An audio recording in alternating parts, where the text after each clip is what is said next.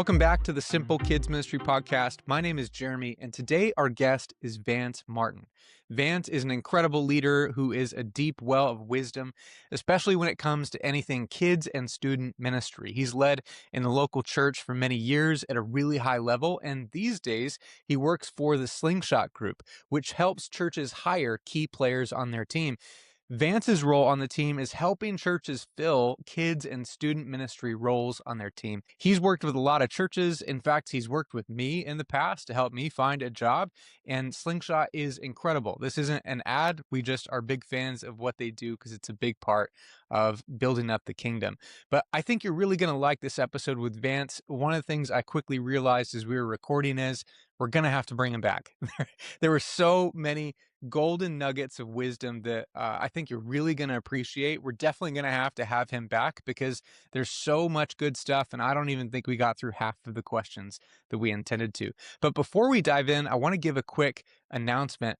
For those of you who've been following me a little bit, you'll know that next week we've got a book coming out. I wrote a book called How to VBS. So if your church does a VBS, you're thinking about launching a VBS, this is the ultimate guide for pulling off a VBS at a really high level. I've led VBSs at a church plant all the way up to churches with 1,200 kids at their VBS and kind of everything in between. And along the way, I've learned from some amazing leaders, and we pulled all of those insights and packaged it in this one book. So if you've ever wondered what does it take to pull off a VBS at a high level, how to grow my VBS, how to actually do it in a way where I don't burn out, this is the book that's for you. It's coming out March 1st. And for all of our friends who follow the podcast, next week, the week that the book comes out, we're going to have the VBS episode. The only topic we're talking about is VBS, and I'm going to bring a friend of mine on the podcast who is an incredible leader and a wizard when it comes to administration. I think you're really going to love that. But today we've got Vance Martin, and I think you're really going to love some of the things that he talks about when it comes to ministry trends in the landscape that we're currently operating in. So let's dive into our episode with Vance Martin.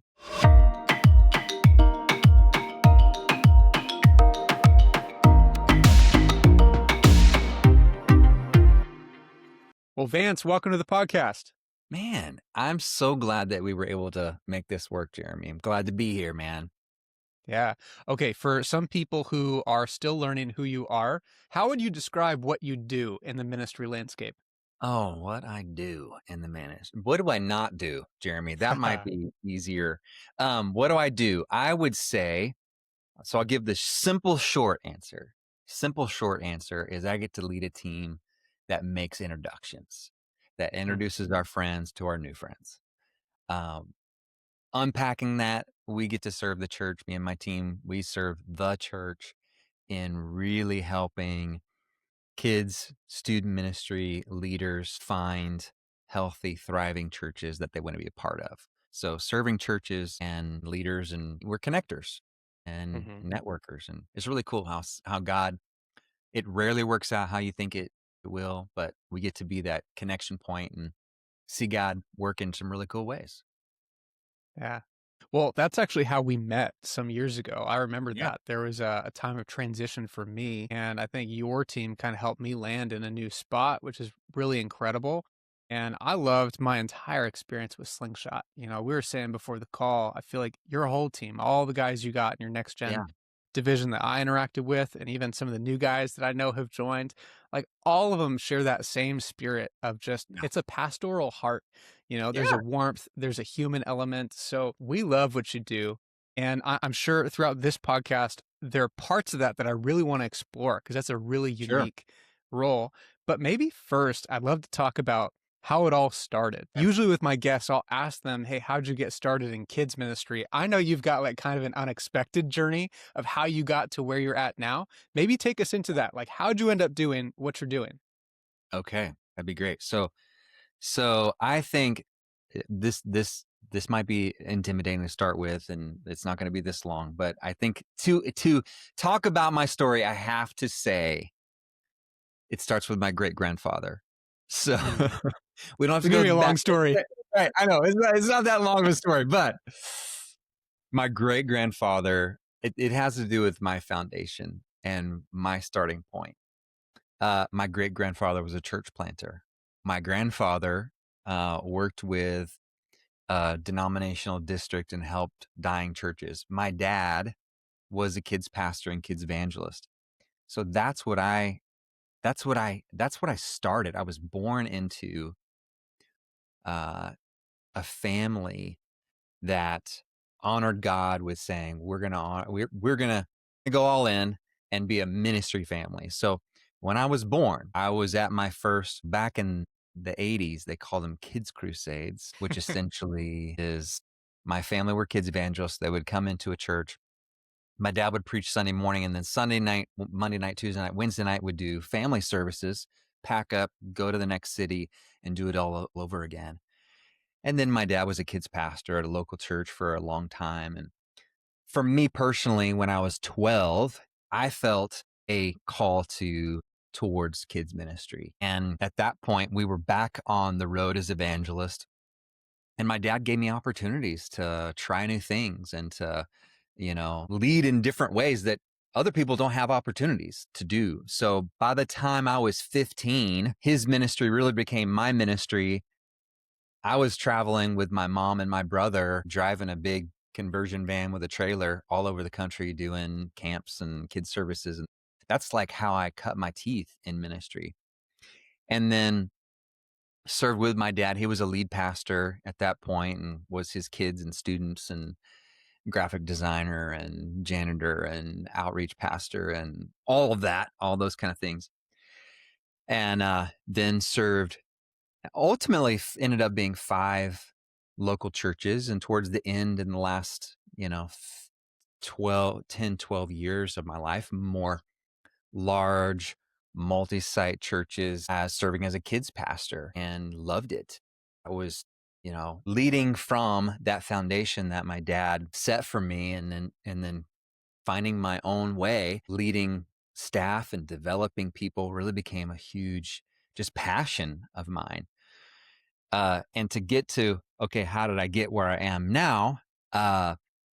So I was at a church in Chicago, and at the time we had 8 campuses, and there were 2 lead pastors there at this church. And one, they had founded the church together. The church was about 15 years old and had just obviously grown like crazy, with 8 campuses, probably 7,000 people. Uh, and they decided to part ways. And one of the pastors was going to go to another church on another side of Chicagoland.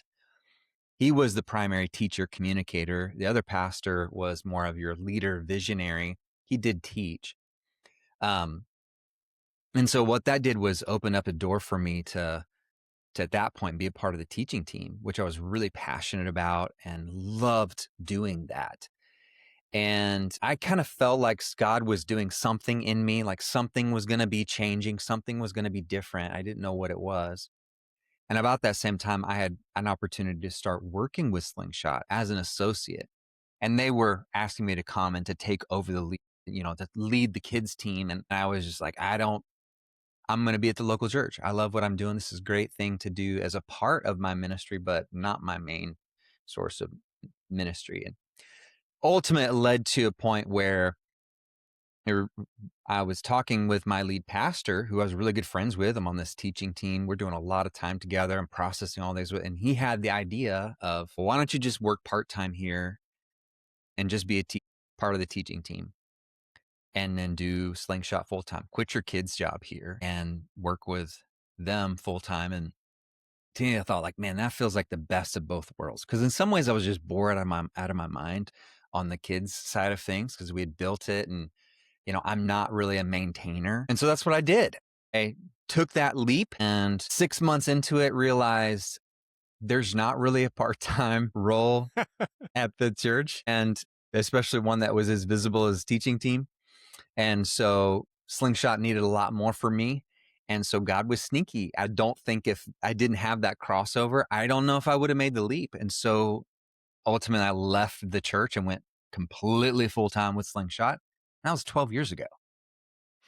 So this January, I've been with Slingshot over 12 years, but this January will mark my 12 years of full-time with Slingshot, leading started off leading the children's division, got to build that. And then in 2019, moved into the vice president of NextGen. So getting to oversee all of our kids and student searches and coaching and all of that, and been doing that ever since. And I love it. Love my team. There's 12 of us on the NextGen team and get to serve. Typically, we'll do around 80 to 100 NextGen searches in a year. And so got a lot going on. A lot of churches Yeah. we're serving and helping, and it's a blast. Okay, so there are a million different directions we could go here, but where I'd love to actually ask is I heard you say at one point that the hardest role to fill was a kids pastor role, like even more so Yeah. than youth or other things. First of all, is that still true? And if so, why do you think that is? Okay. I'm gonna try and give you a quick answer because there's a lot to unpack here. Quick answer: yes, kids are probably not. And again, doing this for 12 years, children's ministry has always been the hard. It's hard to say the hardest. One of the hardest. There's a few roles that are pretty difficult, like communications directors. Those are really hard to fill as well. Okay, why? Here's what I've seen, and I would say some of this is I've done a lot of research into this, but I'd say anecdotally, and I think people will kind of feel. I think this may make sense. So if we ask 100 student pastors, hey, how did you get into ministry? Probably of that 100, 90 of them are going to tell you a story. Man, I had somebody in my life that was investing in me, mentoring me. I went to a church camp. There was this moment where I felt a call to ministry. Then they went to Bible college, did an internship, started working at a church. There's very much you could look at it like a career path they were on. Hmm. It was, yes, it's ministry, but they approached it as you would, I'm going to go into this career. So there was intentionality with it. If you lined up 100 kids people, like children's ministry leaders, 90 of them will tell you a very different story. Their story will be, there was a need in my church. My pastor came to me, tapped me on the shoulder and said, "Hey, you're a school teacher, you are a preschool director, you're just a great volunteer. You're good with kids. Would you step in and lead this ministry?" And they said yes out of obligation and loyalty to the church. And then it maybe becomes a calling for them. They get into the ministry and they go, "Oh, this is what I was made for. This is what I was called for." Those typically children's ministry leaders are overwhelmingly female, probably 80 to 90%. Not the primary breadwinner. Children's ministry doesn't pay that great, you know. Thankfully, we're seeing a little bit of that change. And so, even if it does become a calling and a profession, a career, then okay, if I'm going to leave my church, there's going to be a 30-mile radius of churches that I'm going to look at to relocate to. So if you look at just the talent pool alone between just student ministry and kids ministry, one is far more likely to take on a across the country move versus the children's ministry that isn't. Whereas, it's the opposite. You've only got maybe with 25 to 30% of all the people that are in children's ministry that are open to relocating somewhere across the country. So just by that alone makes it really difficult for people to move. Student ministry, believe it or not, is becoming one of the hardest as well. And that's different for very different reasons. But yes, that's my theory, educated guess as to, why they're so hard to find and why there's so few children's ministry people out there. Yeah. Yeah. I've described it as a crisis in the kids ministry space because I think Yes. what I've seen, and I'm curious because you sit in a space with people that's very different because you're talking to people in transition. Yeah. And sometimes it's heavy, sometimes it's not. Maybe they're just looking for the next thing in their career. Maybe other times there's a little bit of pain and hurt from wherever they were before. or Yeah. maybe they're in the middle. Like there's nothing right now and they're looking for something.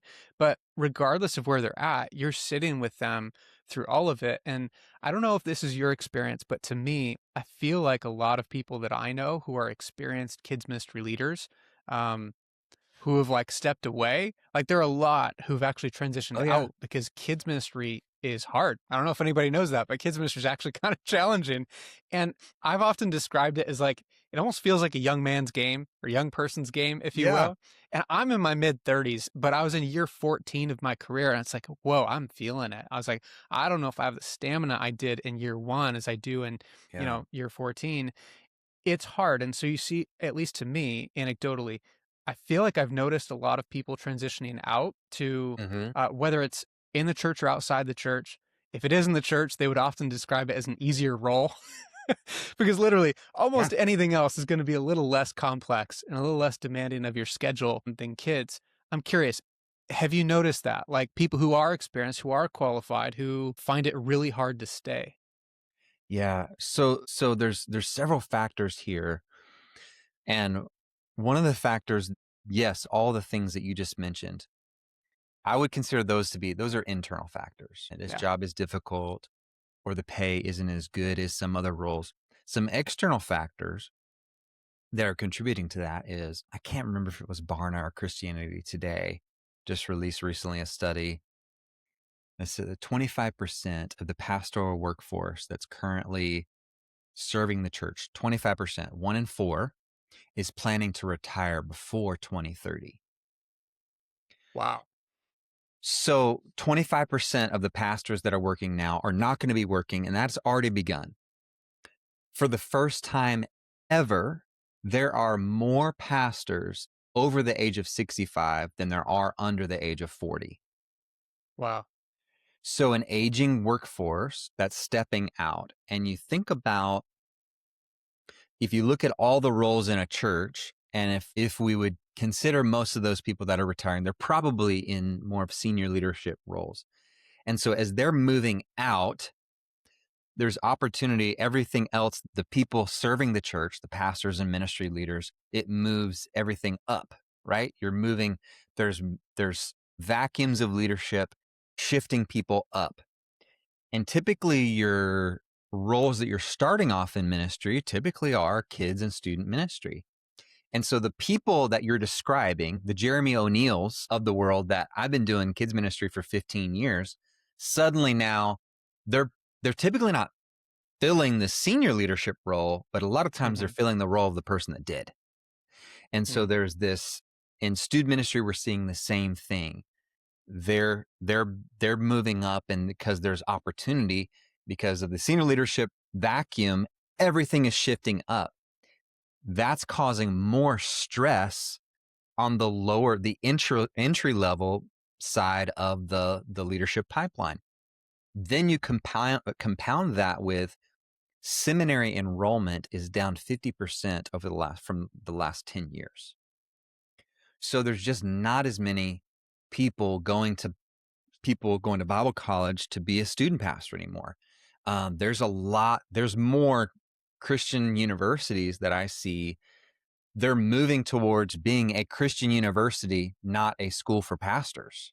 They're shutting down their ministry programs because they don't have enough people to fill them. So there's definitely, it's being squished by both sides. So that's some of the external factors is there's different and other opportunities for somebody that has been in kids or student ministry for 10 years. They're going to get other opportunities to move into something else. And so I think for us as children's ministry leaders, it's knowing that there's going to be opportunities for us. Who are we raising up? Who are like everybody on this that's listening to this to know that we there is a crisis looming in kids and student ministries, and we are the best option to meet that need. And it's not by us, it's raising up people behind us. It's developing people under us to release them, whether it's at your church or somewhere else. We're the best solution to help this crisis that we're already starting to see the beginning of, but I think in the next 5 to 10 years is really beginning as more and more senior leadership, senior positions are open. more of the talent pool moves up, it's just gonna be more and more need for children's and student ministry people. So, okay, sorry, Jeremy, that was a long answer. I tried to make it short, but there you go. No, I love it. Yeah, I love to do a deep dive in that stuff. I think that's going to be a big shift across, the whole landscape of ministry. And I think what I'd love to pick your brain on is the trajectory, if you will, of a kids pastor, maybe even compared to a youth pastor. What I've Yeah, found, I'm not sure if you've seen this too, but I feel like when it comes to somebody in student ministry, it's not really hard for them to get promoted, somewhere in the church, yeah, whether it's a higher rung of the ladder or it's an associate pastor role or eventually lead pastor. Like that path is pretty clear. But for kids pastors, it's a little different. Number one, maybe because kids pastors aren't as maybe driven by that. A lot of people in yeah. kids ministry are there Ambitious. because that's exactly what Yeah, they love. Like they're they not love trying kids. to get promoted. Yeah, this is their dream job. But for some people, they actually might be interested in something like that, but the path isn't quite as clear as a student pastor. Why do you think churches have such a hard time maybe projecting the potential of a kids pastor a little bit more difficult than with a student pastor? Because I feel like we often look at the youth pastor, we're like, okay, he can preach, he can do this, he can definitely do more. But we often don't think about that with a kids pastor. Why? Yeah. Yeah, you're not wrong. And I think there's definitely something there. The first thing that comes to my mind is a couple of things. One, I see typically that good student pastors make good lead pastors. A good children's pastor typically makes a really good executive pastor. And, there's just a different wiring. You think about your stereotypical student pastor, they're not, so let's talk about stereotypes for a second. And that some of them are true and some of them aren't, and we live into them in some ways, some of them we don't. Stereotypical student pastor. He's fun, he's goofy, the kids love him. He's terrible administration. You're lucky if he's going to respond to emails. Yeah. And, parents drive him nuts because he does things that are just, he's just immature, all those things. Some of them true, some of them aren't. Okay, what are the stereotypes of a children's person? What are the things that, well, typically they're sometimes socially awkward. They don't exactly fit in with the adults, right? They're a little nerdy, maybe just a little off. They do love kids. They're creative and eccentric, little bit of drama. They're actually are pretty good at the administrative stuff and do things job. They work really hard. They probably overwork and might be workaholics and perfectionists. I think often those perceptions live in a reality where if you've got a senior leader who used to be a student pastor, he's just going to be naturally drawn and see more in the student pastor. Children's people often feel like aliens to a lead team that has never been involved in children's ministry. I think if they're honest, it's intimidating and they just don't get it. They don't understand it. And so even how that leader behaves and approaches things, they don't really know what they do. But if I'm a lead pastor, used to be a student pastor, I kind of really have a really good idea of what the student pastor is doing and if he's good or not. So I think a lot of it's just there's less commonality and shared history with a children's person versus a student pastor. I think gender has a lot to do with it. If you're, if we're really honest in that, it's just you take the theological approach of a complementarian and egalitarian church. Again, if we know that the majority of children's ministry leaders are female, and it's probably, say it's just 50-50 complementarian, egalitarian split, there's going to be a lid on a large portion of children's ministry leaders simply because of a theological perspective of churches. So yeah, there is a difference, and I think there is some perceived lids and just misunderstanding of children's ministry Yeah. people. Yeah, I think so too. It's funny because by the time this comes out, this will be dated. But by the time of recording, like next week, we're going to do like a live training with our Kid Menu community on how to get buy-in from your pastor. And a lot Yeah. of it, it's so funny. It's like you're stealing the talking points out of my mouth because a lot of it, I think, comes back to the different backgrounds that people have. I mean, Yeah. think about, I mean, you would have a better answer on this than I would, but it's like I can count on one hand the people that I know personally who are lead pastors who used to be in any way connected to kids Oh, ministry. yeah. It's rare, but the Very. the amount that did students or whatever another ministry at the church Yeah. is like 90%. And so I think sometimes when you're a kids pastor and you're trying to advocate for things, it's really hard for a pastor to understand because they don't know that world.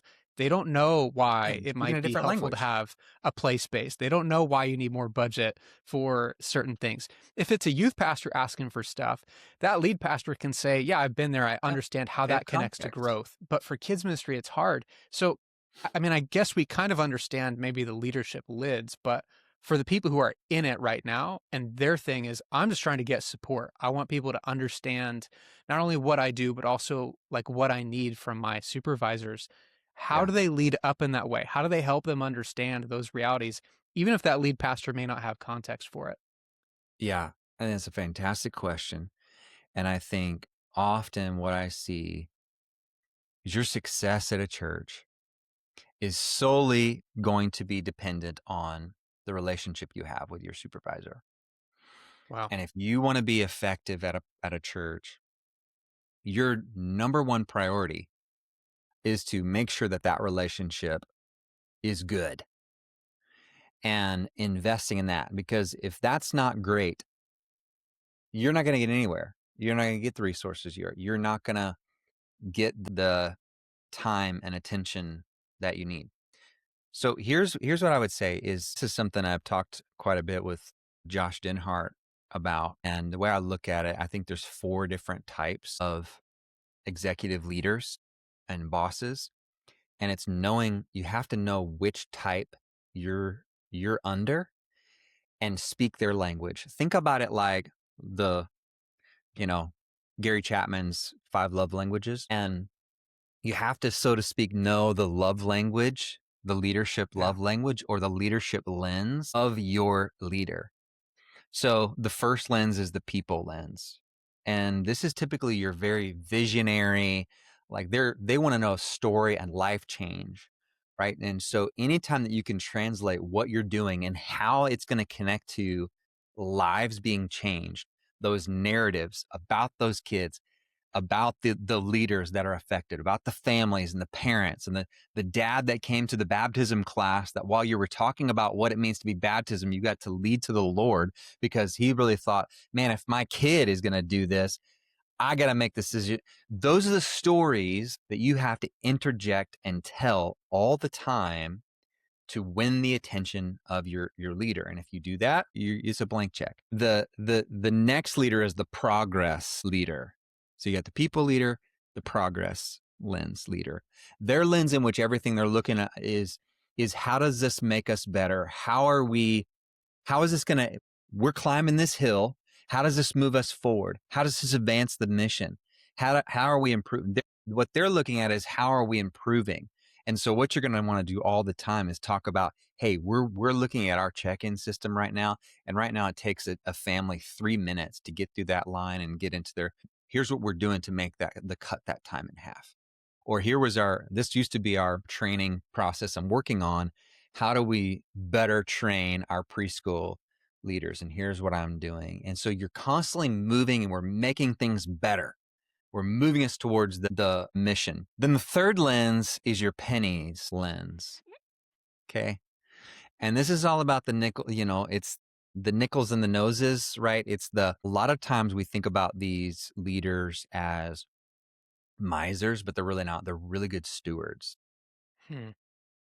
And so what you have to do is what I found is when you can associate a value to that dollar, like we're not going to be wasteful. This is actually because everything can be traced back to money in many, many ways.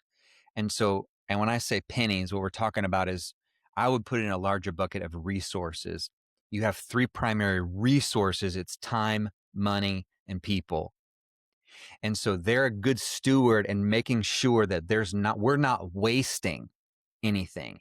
And if you can communicate that to them, that we're not wasting, we're putting it to good use, we're not burying the talent, we're taking it, investing it, and multiplying and making it, they're willing to give. Then your final one is your process leader. And I really see this, especially in like a multi-site situation. This does happen in non-multi-site, but it's this, okay, well, if we do for one, we have to do for the other, and we have to keep alignment, and it has to be fairness. And if I do this for you, how does that affect everybody else? And so they're constantly thinking and looking through a lens of, what are the steps? How does this affect everybody else? And if we do this in kids, what does that do to children? And these leaders are typically very strategic, but they're going to ask a lot of questions. And so when you want something to think through, if you have this kind of leader and you come and you just say, hey, I want to do this thing, and then they ask you, well, what about this? And what about this? And what about this? And you don't have the answer for it, your trust just goes. And so knowing that leader and coming in all of these, knowing the questions that they're going to ask, if you come in having an answer for those, you're going to build trust, and you're going to get more of the resources that you need. So it's knowing your leader and speaking their language. That's going to go a long way. Okay, that was another long segue. I'm sorry, Jeremy, but there you go. No, this is gold. I hope people are taking notes. I literally am. Usually in these conversations, I try and just like listen. I know they're recorded, so I can always go back to them. But I was like, I want to write them out because I have so many questions. So I love that you went there. I think it adds a really nice framework to it, because I think Yeah. how I often think about it is a lot about speaking the language, but I think about it from a lens of the altitude. I had a mentor one time who said, when you're speaking to an executive, you have to remember how high they're flying in the organization. Yes. For most of us, some roles, entry level, are ground level. You're seeing Yeah. all the details. Many people listen to this who are on staff, probably around 5 to 10,000 feet. You can Yep. see your ministry. If you're flying on a plane, you can see the general plot lines. You can still see some details. You can still see some cars moving, whatever. You've got a little vantage point. Most senior leaders are going to be flying at 30,000 feet. Your Absolutely. department isn't the only thing that they That's run. right. And so when you show up in that meeting, I think what typically happens, the default mode for kids pastors is, let me tell you all the details that you need to know about this event, or why I need this budget, whatever. We start at 5 to 10,000 feet, where I think the key shift is start at 30,000 feet, match Yes. their altitude, and then be Absolutely. ready to descend the plane. Like if they ask for details, be ready, be That's prepared, right. but start where they are. What I love about Yes. what you just said is it adds color to that, where it's not just your level. Even at that level, there are different types of planes that are flying. That's Right. kind of how I hear it. And so that's brilliant. The idea of really identifying in practical ways, what type of boss do I have, and how can I communicate in a way that they'll actually hear me? Yeah. I think often too, because of the difference of altitude and what you're talking about, what we want to resist is when we don't get the answer we want, we start to fill in a picture, and we create these narratives of why they said no or not. And I think if you're flying at 10,000 feet and you're not flying at 30,000 feet, there's a different perspective, and you're creating a puzzle that you don't have all the pieces to. They do have all the pieces to the puzzle. Yeah. And so what you have to do is resist that. You can quickly get to a place where you can be bitter and say, well, man, they really don't care about children's ministry. Well, it could be that you just don't know the financial situation or the other 3 conversations that they had before you got in there, where they're dealing with some moral failure that just happened on there and some catastrophe. There's so much stuff going on that we're there to serve and support and give them the benefit of the doubt, and know that we're not going to have all the pieces to the puzzle, and trust them that they're making the best decisions that they can with the information that they have. And so our role is just to give them as much of the best quality information they can. You're right, at a high level. And I love that, what you said, Jeremy. If we need to go down to 5,000 feet, we can. But yeah, meet them at that level where they are. It might be good, because sometimes we don't know. We have blind spots. Yeah. Is pitch this to somebody else. If you've got an initiative or some big event or something, go pitch it to somebody else first and get their feedback and say, hey, think about the way that our leader would process. What questions would he ask? So that you come in prepared and ready. You're gonna get a lot further and build trust. I had one of these leaders that I found that when I would come into a one-on-one with him and I had, an issue or a problem and I'm wanting to bring it up to him, I don't need him to fix it. He would get really nervous and would just start we would he had a tendency to really dig down into the weeds and control and micromanage. I was like, I can't have this. And so what I started doing was I would come into that meeting with him with my own agenda, literally printed out an agenda. Here's what I'd like to talk to you about. Here's the solution to that problem.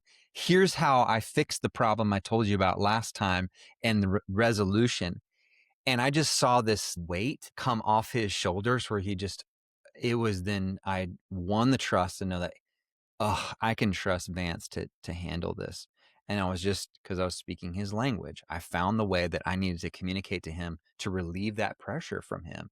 And then from then on, man, I could get and do whatever I wanted to do because I won the trust and was willing to prove to him I'm trustworthy. Because that's a part of it too. Sometimes we want all these things and we want to build, but we haven't proven ourselves trustworthy. And so you've got to earn the trust and own that piece too of doing well with what you've been given, going above and beyond. Yeah, I think that's great. Because as much as we love to say that you start with that trust, sometimes it doesn't start that way. Oh, Sometimes your pastor wants to see a track record of faithfulness. And that's not bad. That's not like, hey, why is he making me prove myself? That's just a leadership principle right there. yeah. And I heard it said one time, just to give legs to what you're saying, I heard someone share like this 1-3-1 framework where they're like, hey, when you've got something with your supervisor, you share the one challenge that you're facing, you bring three potential options of how you might go All about right. it. And then Yeah. you share, hey, here's the one I think might be best, and then present it to your boss. It's like, hey, if you do that with stuff, if you let them still speak into big, significant decisions, but you show that I am thinking through this, I am bringing solutions, not just problems, things like that really help you build trust with your leader. They can start to see how you're Yeah. thinking about things. They can see that you do notice when things aren't going great. I think for some pastors, they just want to know that you've got a grip on it. It's not that they don't That's right. trust you, they just need to see it in action more than anything Yep. else. I would also say too, I love that you even shared like, hey, there's more going on than we often realize with pastors. Absolutely. And I think it's important to assume the best because I think even if you match the altitude and you Yeah. match their style and you do everything that we talk about, you're not guaranteed to get a yes on everything you bring. That's And right. it's not because you didn't do a good job. It's not because they didn't trust you. It's because there's way more pieces on the board that we don't always see. Yeah. I even think about this like a year or two ago. It's like there was a pretty big investment that I was trying to, you know, get approval for from our leadership team. And I think they really liked it. I think they were about to say yes. But then we had an opportunity for a building project. Guess what? That's more important. We can't Oh yeah. spend tens of Right. thousands of dollars on this other thing. The main thing is the building. So it's like I could have gone away bitter and said, "Ah, man, they just don't believe in kids. They just aren't committed to the next gen, whatever." But the reality is, no, that wasn't the only thing in their decision making Yeah. process. And we have to understand there's so many things we don't see. And so for a lot of kids pastors, I wonder if there's a narrative that builds where we fill in the gaps with Oh maybe yeah. like a less than good story. And we're like, they don't know, they don't care, Yep. it'll never change. How do you protect your heart in that? Like, how do you keep that front and center? Because I feel like that's a crucial skill to have. Yeah. I think let me answer this. There's a story and a principle I think that might be helpful here. There was a church that I served in Atlanta, and it was a church of like six, 700. I remember my lead pastor, and I was young, I was in my 20s, newly married, setting some expectations that, okay, you got to be here at 9 o'clock, right? Like, okay, we're going to get into the office 9 o'clock. And I remember multiple times, like this expectation of me as an employee is that I'm here at 9 o'clock, and I'd show up at 9 o'clock and be like, pastor's car's not here. Where's he at? I'm here at 9 o'clock. What's I got to be here, but he didn't have to be here. And I remember just feeling this sense of kind of like, I care about the church, but he didn't care about the church. I'm here working, slaving away. I reflect back on that. And as I, what I realized is as I worked at larger churches and moved up in leadership is, is that there's two types of work in a church. There's work and weight. And the higher up you go in an organization, the more weight that you Mm, carry. And the more weight that you carry, the less work that you can do. And what leads to burnout is when you're trying to carry work and weight, and to know that the leaders that are over you, you might be thinking, and the temptation is, man, I'm doing all these things. I'm working on this, and I'm a busy little bee. And I look at them and like they're just in a bunch of meetings. But there's a difference in the calling that they have is to carry the weight of the church, the mantle of authority and responsibility that you haven't as a kids ministry leader. There's a little bit of that weight that's on you, but nothing compared to the weight. I mean, it's just like literal weights weighing them down. And when you're weighed down, it's like juggling all this work. You can juggle if you don't have any weight on you. You put that weight, and now I'm doing all these tasks and working. So your leaders, the one that's over you, is more than likely trying to carry a lot of weight and a lot of work at the same time. And the best thing that we can do for them is either share the weight or share the work, and to lighten that's our calling. And so to be that, our initial perspective is not how can they serve me and how can they meet the needs of my ministry, but how can I come alongside them, shoulder with them, and either share the weight or share the work?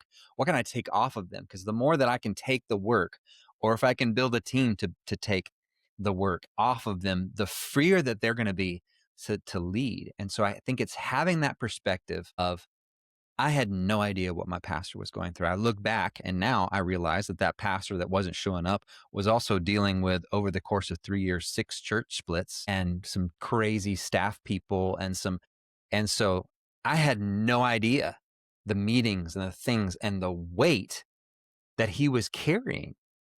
And so I think, again, as the perspective thing, we don't know what your leader. So I'd say the first thing is just pray for them. Like, just continue to pray for your leader is the best thing that you can do for your ministry, is praying for your leader, because what that does is it opens the door for grace to be there. They're going to mess up. They're not going to meet all of your needs.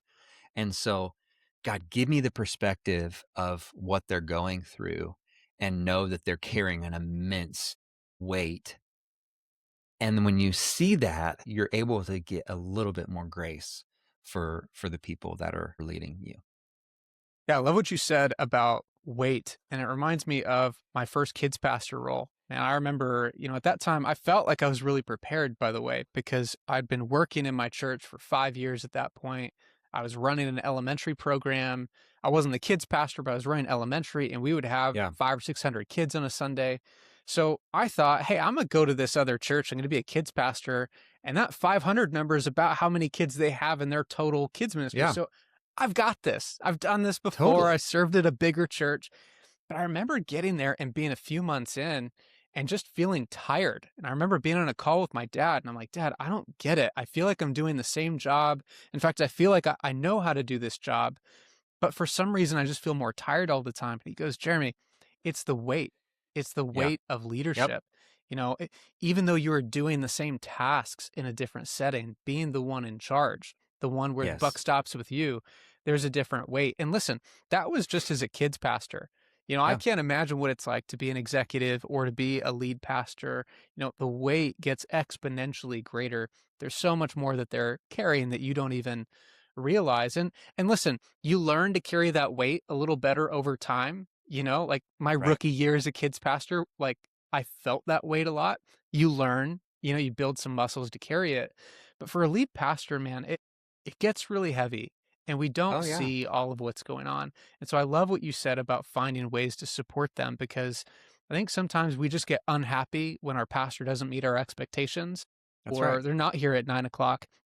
You know, it reminds me actually, I know people probably have mixed thoughts on this particular character, but Jack Dorsey, the guy who founded Twitter, I remember Yeah. him talking about the early days of Twitter. And, listen, the tech world in Silicon Valley, it's like a badge value to be the one who like works the most hours in a day. Like people like have like crazy stories of like, yeah, I worked 20 plus hours a day when we were starting up the thing. And it's like that is a value in that community.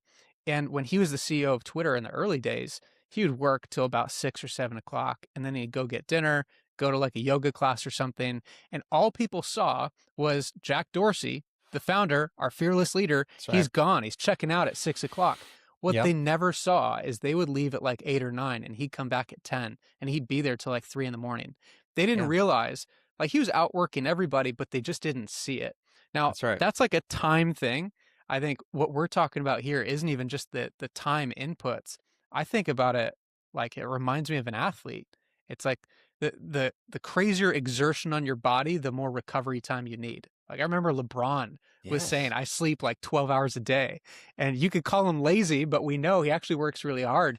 His body needs to recover. And I never really thought about it that way until you just said it, but pastors need that too. Oh, yeah. Absolutely. I mean, if you think about just the simple fact of they have to write a talk every week that's going to be evaluated by everybody, Yeah. not to mention also be this, so they're the motivational speaker. And I don't mean that to be, content, whatever. It's biblical. I'm Yeah. just, there's a big talk that they got to prepare for that a lot of weight is on, a lot of eyeballs. There's the financial pressure of building campaigns and the salaries. The larger the church is, I mean, just the weight of we've got a lot of people that, obviously God is ultimately responsible, but I'm the steward of that. Yeah. I'm a steward of, you know, 20, 100, 150 people. That's a huge weight. And then dealing with elders and staff issues and man, it's yeah. We have our own stuff. Kids ministry people have our own stuff. There's things we're Yeah. dealing with. It is at a different level and a different stakes. The stakes are higher and different for senior leaders, and we gotta have grace for them. Yeah. Totally agree. Okay, I think that makes my mind think about leaders leading well over the long term. I think a lot of people get burnt out over time, especially in kids ministry. We've already talked about that. It's really hard, and you've got to be super intentional if you're going to actually guard your heart, if you're going to maintain healthy Yeah, rhythms, if you're going to be able to lead faithfully over time. You've seen a lot of leaders who've probably either done it well or maybe experienced the challenge of maybe not being intentional in certain areas. From what you've seen, what does it take to actually be faithful over yeah. the long term in kids ministry? It's a very good question. I'll just tell you the story of my failure because I think there's something that I learned that changed the perspective and trajectory. So when I was 24 years old, I got to have my dream job. I was the lead kids pastor at a church of 3,000 with 3 campuses, overseeing a staff of 5 or 6. And like I thought I was the stuff, man. I was pretty great. Um, and when I went to this church, this was in 2006, and in 2007, 2008, there's the downturn in the economy, the housing market kind of crashes. And so this church had invested in building this 3,000 seat auditorium, and the growth and the giving didn't match. And now they had to do some massive layoffs. And essentially, my team of 5 or 6 to execute ministry, which was 3 Sunday morning services, like a fine arts kind of stuff for kids on Sunday nights, because parents would drop their kids off and go to small groups. And then we did midweek. So we did small groups on Wednesday nights. Plus, we had a school of ministry that was like 150 students that I had 12 children's ministry specific interns that I'm leading, at 3 campuses. And so with that staff, we could keep up and it was still a lot. And then that staff went to a part-time early childhood person and a full-time admin support for me. And like we just kept the thing rolling and I did everything I could. I mean, I sacrificed a lot. Now, on the church side of it, I was promised that my team would be the first team to be rebuilt. It wasn't exactly, but what I learned was I was really good at doing what I did, but I wasn't good at leading and developing others. And instead of being put in that position and saying, I'm going to develop other people, I just said, I'm going to work harder. I'm going to dig in deeper. Ultimately, that led to me completely burning out. I mean, I was a vegetable. I was no good for anybody. And ultimately, 3 years into that, they fired me. They did the most loving thing they could. They fired me and let me go. In between, I had to go and live in my parents' basement up in New York, and we rented out our house.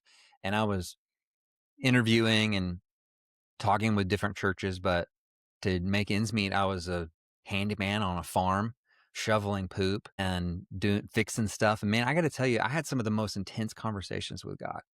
Like God met me there out in that barn, and what He revealed to me then was, you weren't doing it my way. You were doing it yours.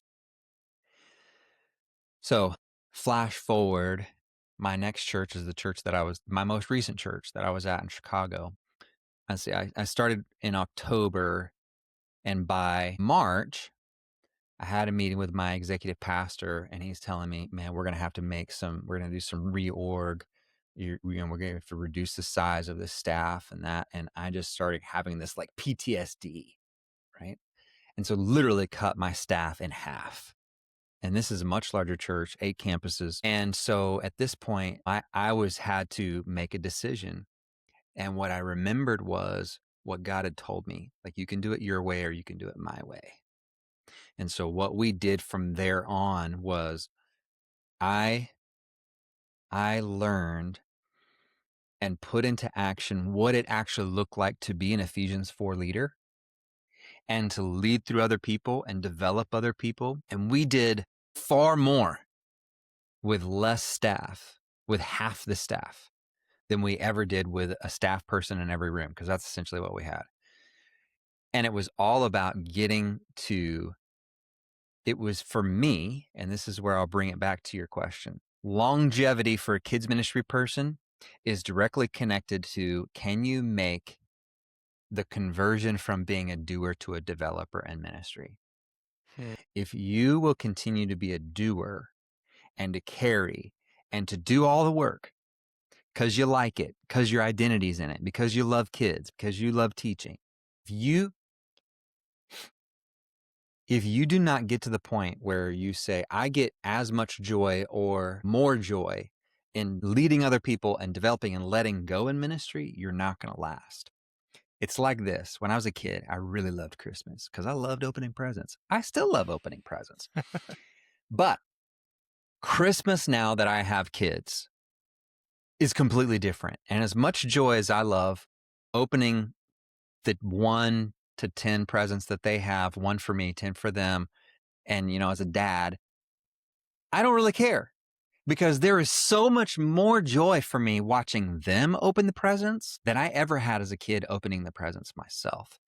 That's the perspective you've got to take on, is I got to find the joy in my calling and going, I find as much joy in letting somebody else open the present and watching them experience what it is to use your gifts and your talents and your abilities to be a contributor to the kingdom. And so if you want to last a long time in children's ministry, you have to develop other people.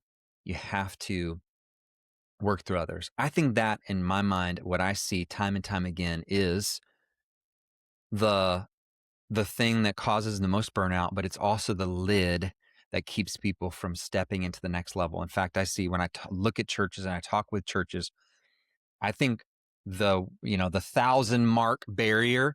I think the number one contributing factor to churches not being able to break through 1,000 people is staff that work at a church are doers and not developers. And so I think the sooner that you can get to that, the sooner that you can be your primary focus as a kids person is the volunteers and the parents, then the more successful you're going to be. It's not about the kids. You're going to lead leaders that lead leaders that lead leaders that lead leaders that lead kids. If you can do that, you can do this thing forever. So it's one piece. There's way more to it, but I think that's the primary factor, I think, Yeah. to success. It's a great place to start. And I think that's the unexpected part that hits people their first time in kids ministry, like as a leader, like on staff. Because I think Yeah, most of us end up here because we love kids. And so we just think, that's hey, right. if I get a paycheck for this, it means I just get to hang out with kids all the time. Yeah. And I think the thing that sneaks up on people so fast is you quickly realize it's not just about the kids. In Yeah. fact, there's a training part of our kid menu program where we talk about target audiences. And so I believe everybody's got 3. Some people have 4. But a lot of us think when we get started, it's just kids. That's my only audience that I'm concerned with. I'm going to serve them. I'm going to spend my time with them. Every single kids pastor actually should be more focused on volunteers and parents. That's number 2 and number Yep. 3. In fact, if you're trying to invest directly in kids, not only is that going to be frankly ineffective because you're only one person and there's too many kids, but it's also going to burn you out from both ends. The best thing to do if you want to Yeah. influence kids is influence the people who influence kids. That's volunteers and parents. And some people, depending on the size of your church, might have a 4th audience, which might be your staff. For me, I had to remember I serve them too. In fact, at a certain Absolutely. level, I influence my staff who influences the volunteers and the Yes. parents. So Yes. wherever you're at, it's like, okay, who else do I need to bring with me? Because what does that proverb say? I don't think it's in the Bible. It's like maybe an African proverb. They say, if you want to go fast, go alone. If you want to go far, go together. Same thing, man. You've Absolutely. got to do it with people. And I love what you Yeah. said, developing them too. It's not just like allowing them an opportunity to do ministry. That's important. But the other Yeah. part that's important is how are you helping them grow? I'd love to Yes. get your thoughts on this because I know you actually teach on this. I think you're even doing a breakout at CPC, if I read that correctly. But what does it look like to create that leadership development culture on your team? Like, what steps can we take to actually begin being intentional about that within our kids' ministry? Yeah. That's a great question. And I think, as a segue, I'd say this. This is the phrase that I use a lot with specifically children's ministry people is when a kid min leader focuses on kids, everybody suffers. But when a kid min leader focuses on leaders, everybody's served. Wow. And so if your focus is on kids, it hurts everybody. It Yeah. hurts you, it hurts the kids, it hurts the leaders, it hurts your staff. Everybody's hurting.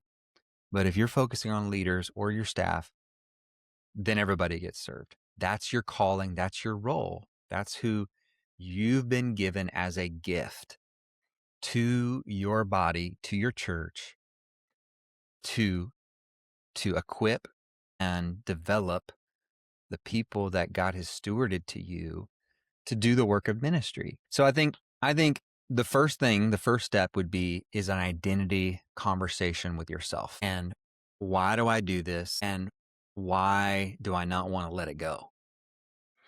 And getting to the root of that. And if you don't, and you don't have, I've heard some call a third conversion. So if your first conversion is you accepted Christ, you surrender your life to Jesus. And at that point, you're a consumer. And then at some point, you answered a call to give your life to ministry. And now you're a contributor. That was the second conversion when you stepped into this role. The third conversion is from a doer to a developer, that I'm going to be a coach. I'm going to, and I would say if it has to reach the level of a conviction, because if more than just you're convinced, as I think, like, I think this is what I'm supposed to do. You're going to drift back. You're going to be the children of Israel that want to go back to Egypt. This has to be a conviction that says, I'm convinced. I have a conviction that I can't do anything but this. It's a it's a heart. It's moving from, because I think you probably that most of the people listening to this podcast would cerebrally agree with everything we're saying, but viscerally, emotionally, not be able to fully allow themselves to make that leap and that jump. And so what is this? What is the visceral heart thing that's keeping you from doing it? Is it because you like control? Is it because that you want to be liked? Is it because your identity is wrapped up in this? Is it because you're telling yourself that nobody else is willing to do it and you've got a savior complex and you just like the drama of I'm coming in and I'm the savior because nobody, what is the thing that's driving you and keeping you? And that's between you and Jesus. And if you don't fix that, you're not going to get anywhere with this. So fix the heart issue first. Then and then there's two things there's two trains that got to leave the station at the same time. You do all this heart work, but you don't build the structure around it to support it. It doesn't matter. You can build the structure and not do the hard work. It doesn't matter. It's going to fall and fail. You got to both have it's the poetry and the plumbing. It's the heart. I got to make the heart transplant. I got to make the move from being a doer to a developer.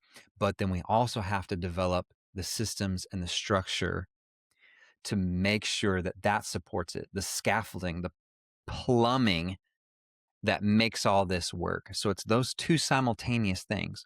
And what that looks like is, creating a system and structure in your ministry that everybody is investing in someone and being invested in by someone, and that the spans of care are adequate and aren't crazy. And you start at the bottom of your organization with how many kids in classrooms and have a leader in every room. And whether it's your small groups or your early childhood, and if you start from the bottom up and you say your ratio is, hey, we're not going to have more than 5 or not more than 7, then you need a leader above that person, above those people every time you get past 7. And so start at that area, and depending on your size and your scope, you've got your services and your age groups, and build the system and structure, create a job description, create a process of how are we going to actually invest in these people?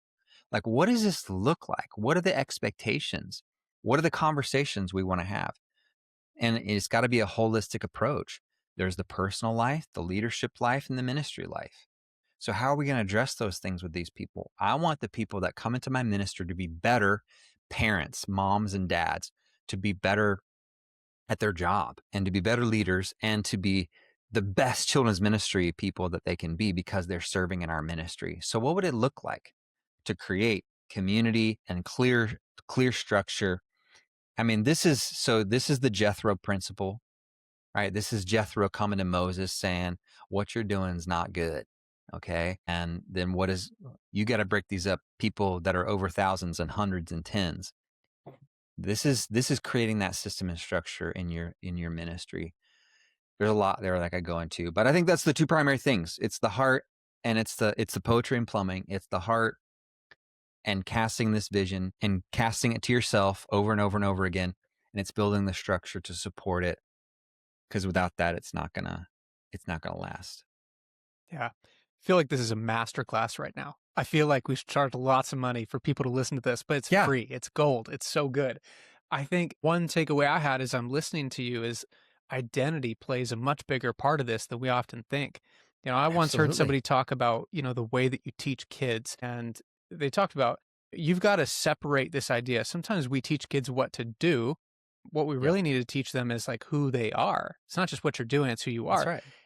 The way they put it always stuck with me. They said, a lot of times we teach kids do this, do that. The goal is to get kids to think internally, I am the sort of kid who does this. Like, if you can Yeah, get to that point where a kid starts saying to themselves, I'm the sort of person who, dot, dot, dot. And what you're talking about is the leadership version of that. I'm the sort of person who develops the people around me. It's not just what I yeah, do. This is actually who I yes, am. And the sooner we can make that shift, the better for them and the better for us. Because it's like, yeah. man, kids ministry people, I think this is probably one of the Achilles heel type things that we all have, Oh because yeah. I think it attracts people who have a huge heart and it attracts Hmm. people who are really hard workers. and they're faithful. So they're going to work really hard. They're not going to complain. They're going to suffer Yep. silently alone somewhere. And you're Oh, not going yeah. to know that they're actually really struggling. And I think the upgrade for us is figuring out, how do I let people into that? How do I not carry this all by myself? And I think Yes. it starts with just sharing the load a little bit. You know, Oh, yeah. I wonder how many people are listening and thinking, man, the reason that I don't want to share these opportunities is because I don't want to burden people. You know, Oh, who yeah. would really want to do this or who would really want to do that? What would you say to that objection? Because I think that's Uh, a limiting belief that holds us back. yeah, I wish I had my notes. I have a whole talk on it's called "The Lies That Leaders Believe," and I can try and come up with all of them. But it's the reasons we don't let go of these things, and that's one of them. Is it's I don't want to dump, right? I don't want to dump on. I don't want to take advantage of people. That's a Yeah. lie that we tell ourselves. Um, in my own family, there is something that brings my wife so much joy. She loves this thing more than anything in the whole world. To me, it's like, if I think I'm going to make it to heaven, but if I wasn't, hell for me would be doing this thing for all of eternity. And that thing is organizing a closet. Yeah. My wife would absolutely, there's nothing she loves more than I could take this camera and take you. I have a closet here in my office. I could take you in, and it's like the Berenstain Bears, you know, that one where they do all the organ and label all the toys and stuff. This closet is covered from floor to ceiling with bins everywhere with labeled things. Like, she's the person that comes into the resource. You walk into those resource rooms at some churches and you're like, wow, somebody's obsessive. For me to do that, that would be my eternal damnation, is clean up closets forever. Yeah. Here's what we do. We make assumptions about the things that I hate, and then go, everybody else hates this too.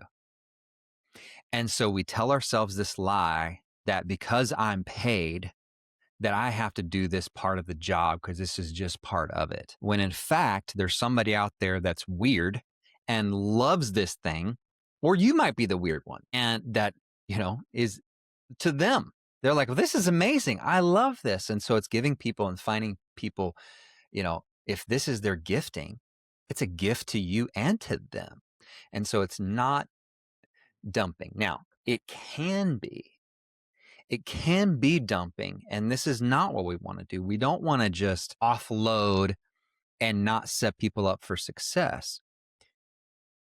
But the lie that we're telling ourselves, it's often because it's associated with that feeling of, I've got to save this thing. I've been given the responsibility.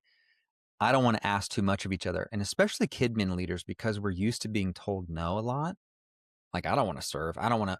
We can get a rejection narrative built in our head.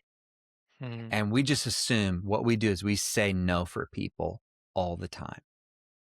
Because I don't want to be rejected. I'd rather not ask. Here's what I also learned is later on in my ministry career, I never got told no. And if I did, it was very, very, very, very rare. If somebody tells you no, that they don't want to clean up the closet, it's because of a few factors. One, you're asking them to do something that is outside of their gifting and they're not the crazy clean up the closet person.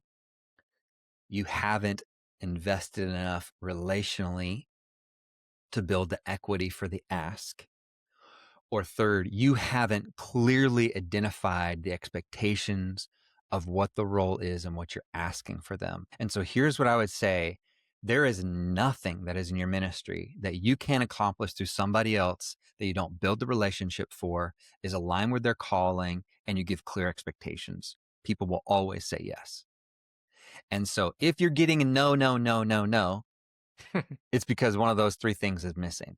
One of those three elements is missing. And so if we do that a lot, back to your original question, and we don't hand that off, we don't invite people in, we don't want to dump, it's because we've been rejected and we just assume and we say no for people. But in reality, it's because we're not leading in the proper way. We're not preparing the soil for that ask and that action, and for people to make it an easy yes. That's what we'd be thinking. How can I make this an easy yes? And do the Yeah. work on that front end and hand it off. Okay, that's enough. on that too much. No, I mean, the way I think about it, it's like, what could be a smooth handoff of the baton sometimes ends up as like me throwing a baton at somebody and hoping they catch it. Yeah. I Yes. think sometimes we do that with our asks and it's so flippant. We're not clear about what it is. We're not clear about why it matters. We're also not like clear about how we're going to support them or any of that. But listen, there are people who want to do these things. There are people who want to prep Yes. crafts. There are people who want to help you with your database. There are people who want to organize your cabinets, all of that stuff. I mean, I'm thinking over the years about some incredible people who have helped with things that to me would have been so tedious. Oh, yeah. Like, I Yeah. think like you, I am not a huge maintainer. Like, I love to build things. I love to create systems. I love to put people and things in place that they operate without me. But when you make me maintain stuff, I Yeah. struggle. And so I It's remember dread. in my most recent church, I was working with a church plant. It's like when you're in a church plant, it's different. You're not going to have a huge army of staff to just do all the Right. tasks. And so I had to raise up people. I remember there were people helping with crafts. I had another gal who, like, her only job is she would help me onboard volunteers. She would move people through the workflow. She'd text them. She'd make sure to run the background check, and she'd schedule calls for me to connect with people. So the only thing I had to do was actually get on that call and do the interviews and orientations myself, which is something I did protect for myself because I think, for me, it's important to get to know every person on our team. It's important for me to vet them. But I handed off as much as I possibly could. And guess what? Yeah. They loved it. You know why? Yes. Because it was a young mom. And she's like, hey, I can't serve on Sunday. That's too hard for me. But Yeah. I could give you some time on like a Tuesday afternoon. Would that be okay? Yeah, that'd be great. In fact, this is something you could probably even do from home if you want. So there are people who can help you with stuff. And oddly enough, they may find joy in it. Like what feels like Absolutely. dread, like organizing the closets to you, that might be heaven to them. Like your wife. Your I wife know is they the one might who's be like, no, so no, weird. I'll do it. She probably thinks you're weird though. That's often how it works. We It's think how we each other is weird. fit. Yes. Yeah. But come on, guy. Cleaning a closet, I gotta admit, that's a little weird. It's a little weird. I mean, Yeah. come on. 100%. Well, listen, I feel like I could probably ask you questions for days, but to honor your time, I want to wrap it up there. Um, we'll probably have to have you on again at some point if you're Yeah, cool I'd with love that, that. because I feel like there's Love that. so many things that people would love to hear from you. I know myself included. If there are people listening to this who have loved what you're saying and they want to learn more about you and the things you're up to, where would you point them? Yeah, I think the best place to go, I'm terrible on social media, but I would say slingshotgroup.org, that website. You can find my info there. My email, vmartin@slingshotgroup.org.